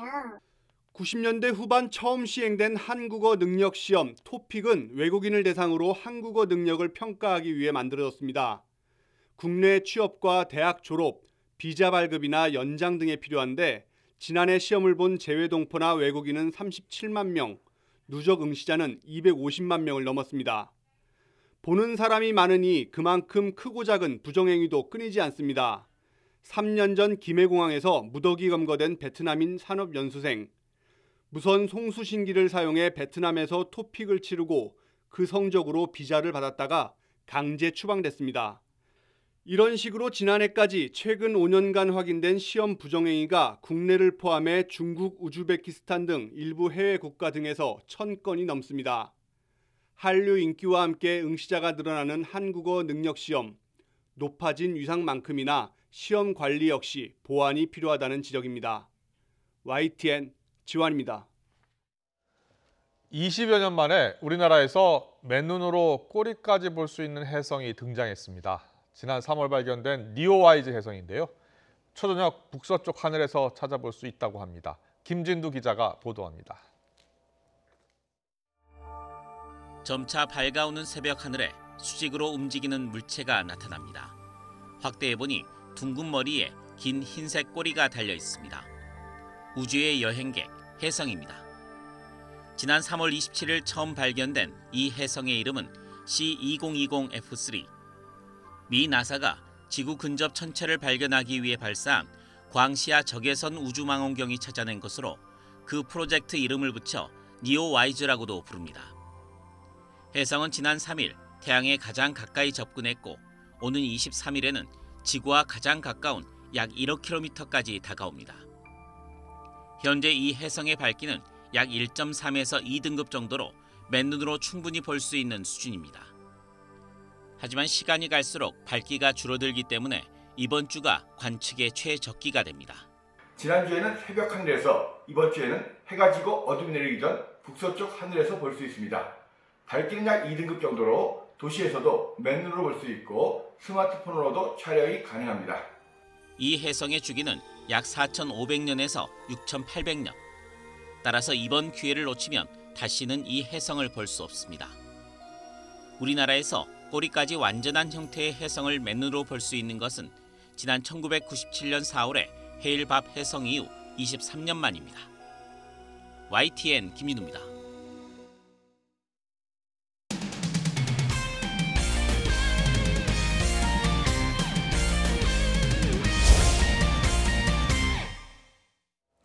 메이저리그 토론토 블루제이스에서 새로운 출발에 나서는 류현진 선수가 개막을 앞두고 자체 청백전에 등판했습니다.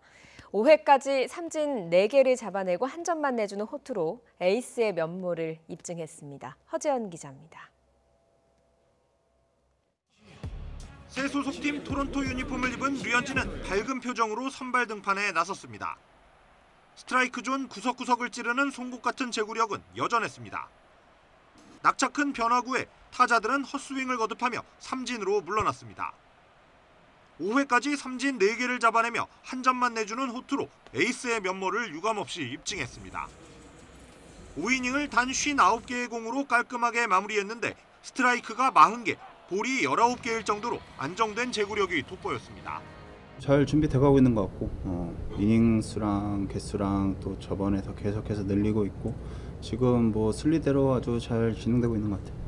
경기 후 기자회견에 나선 류현진은 코로나19로 인해 시즌을 접을 생각까지는 하지 않았지만 여전히 조심할 필요가 있다는 생각을 밝혔습니다. 뭐 그렇게까지는 생각 안 했었던 것 같고 시즌 동안에도 진행될 때도 선수들이 좀 경각심 가지고 좀 조심해가지고 치르면은 좋을 것 같아요. 올 시즌 관중 없이 경기해야 하는 점에 대해서는 앞서 같은 상황을 경험한 우리나라 동료들의 조언을 공개하기도 했습니다. 어떤지 한번 경험해 보라고 선수들이 얘기해줬던 것 같고 굉장히 어색하고 이상할 거라는 얘기를 해줬던 기억이 납니다. 자유계약 선수로 토론토와 4년간 $8천만 계약한 류현진은 올 시즌 팀의 에이스로 활약이 기대됩니다. 개막에 대비해 홈구장인 토론토 로저스 센터에서 훈련하고 있지만 캐나다 당국의 허가가 나지 않아 올 시즌 홈 경기를 토론토에서 치를 수 있을지는 미지수입니다. YTN 허정원입니다. 미국 프로풋볼 명문구단 워싱턴 레드스킨스는 피부색이 빨갛다라는 뜻이어서 원주민을 비하한다는 인종차별 논란이 있었습니다. 결국 팀 이름을 바꾸기로 했습니다. 이동우 기자입니다. 미국 원주민 단체가 미국 프로풋볼 명문 구단인 워싱턴 레드스킨스의 명칭을 바꿔달라고 시위를 하고 있습니다. 레드스킨스가 아메리카 인디언을 비하하는 인종차별적인 의미를 담고 있어 적절치 않다는 것입니다. 여기에다 흑인 사망 사건에 분노한 시위가 미국 전역으로 번지면서 인종차별 금지 여론까지 높아지자 결국 레드스킨스 구단이 87년 만에 팀 이름을 바꾸겠다고 입장을 밝혔습니다. 레드스킨스 측은 팀의 위상을 높이고 후원 기업과 팬, 지역사회를 고무시킬 팀의 새 명칭을 찾기 위해 노력 중이라고 설명했습니다. 미국 원주민 단체는 마침내 승리를 거뒀다며 환영했습니다. Indigenous people have been fighting this for a long time and pushing the Redskins and pushing the NFL for a long time to change this name. And so today is a day of victory for Indigenous people. 이름을 바꾸는 데 대한 팬들의 반응도 비교적 긍정적입니다. It's a good thing that they get rid of the Washington Redskins saying because I think it's outdated, it's a stereotype, and it's not necessary. 지난 2013년 당시 오바마 대통령의 명칭 변경 요청을 거부했던 구단이었지만 이번엔 후원사들의 압박에 결국 백기를 들었다는 분석도 있습니다. The pressure became insurmountable from the sponsors, and probably in particular FedEx as the stadium sponsor. 레드스킨스의 주요 스폰서 기업들은 구단이 명칭을 변경하지 않을 경우 후원을 끊겠다는 입장을 밝힌 것으로 전해졌습니다. 이 밖에 프로야구 클리블랜드 인디언스와 북미 아이스하키팀 시카고 블랙호크스 등도 인종차별적인 팀 명칭을 변경하라는 압력을 받고 있습니다. YTN 이동우입니다. 이가탄, 과연 뭐가 다를까요? 성분부터 다릅니다. 효과도 다르죠. 잇몸병엔 이가탄. 그래서 이가탄은 다릅니다. 잇몸병인 역시 이가탄입니다. 아시죠? 이가탄. 여러분, 기프트 좋아하시죠? 특히 고려 기프트가 진짜 좋아요. 이거 광고예요! 공공기관 우선구매 대상 기업 판촉물이 엄청 많은 고려 기프트는 엄청 싸대요. 이름만 하면 다 아는 기업체 공공기관에서 엄청 주문하는 고려 기프트. 사달래요, 사장님이. 준비됐습니다. 앞서 가겠습니다. 함께 가겠습니다. 동북아 에너지 허브 울산 경제자유구역. 한국을 키워온 울산에서 세계를 이끌어갈 울산으로 역사를 만든 울산, 미래를 여는 울산. 울산의 힘, 한국의 미래. 울산 경제자유구역.